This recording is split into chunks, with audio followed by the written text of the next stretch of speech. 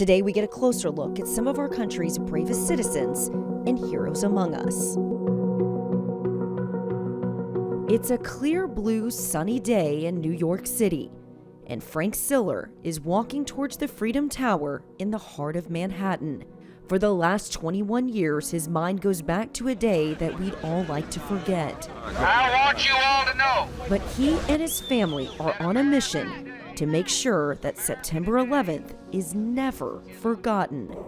Like many New Yorkers, he was personally affected by the tragedy that unfolded that day. Well, Stephen was the youngest of 7. He was our little brother for the Siller family. When he was born, my father was 49 and my mother was 44. So he was our little miracle. I was closest in age with Stephen, and I was 14 years older than him. And then as Stephen was growing up, our dad passed away when he was 8.5 years old. And I remember how upset we all were, but most certainly Stephen was devastated.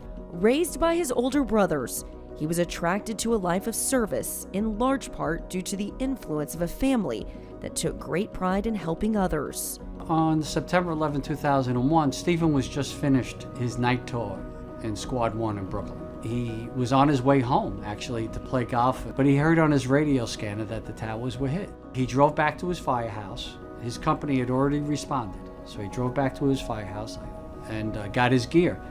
Put his gear in his truck, drove to the mouth of the Brooklyn Battery Tunnel. Now, this tunnel connects Brooklyn with downtown Manhattan. It's not far away from Ground Zero when you come out the other side of the Brooklyn Battery Tunnel. The tunnel was closed for security reasons, so there was an eyewitness that told me that Stephen's car came to a screeching halt. He hopped out, put his gear on, and jogged into that tunnel. And he ran through that tunnel, which is nearly 2 miles long. Last seen alive, west on Liberty Street, went into what we believe was the South Tower, because that's where all 11 Squad 1 members that he worked with perished. No doubt up the stairs, saving people, but while doing so, he gave up his own life. You know, finding out what he did that day, we knew as a family we wanted to do something to honor his sacrifice. A friend of my brother Stephen's, Billy Codd, called me up. He said, "Frank, how about if we do a run?" I said, "Billy, you know, that's great. I don't mind doing a run, but, you know, I want to do something very unique. It's very special." He goes, "I'm talking about a run through the tunnel like Stephen did." I was overcome with emotion, because when you hear the right thing, there's no doubt that you have to do it. That epiphany sounded great on paper, but Frank wondered if he would ever be able to cut through the red tape necessary to shut down a major artery in the heart of the city. All we want to do is retrace his final heroic footsteps. The guy's overcome with emotion, gets out from the back, hugs me. He's crying.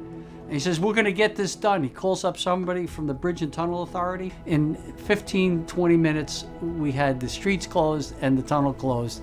And it was the beginning of a miracle, of many miracles that were to be. The first event in 2002 drew approximately 1,500 participants.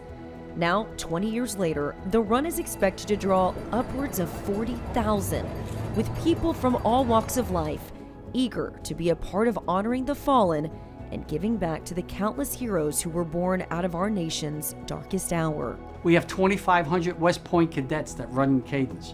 We have the Marines Corps. We have cops from all over the United States, firefighters that run in gear from all over the United States. They all want to emulate what my brother did, you know, running in gear. It's just a very emotional event. So it's grown to be this incredible event. It's the most important event that we do every year, because our first mission at the Tunnel to Towers Foundation is to never forget. Tunnel to Towers has impacted thousands of lives since its inception. Everything from mortgage-free homes for fallen first responders to golf outings, and of course, the event that started it all, the 5K run that traces the heroic path of Stephen Siller.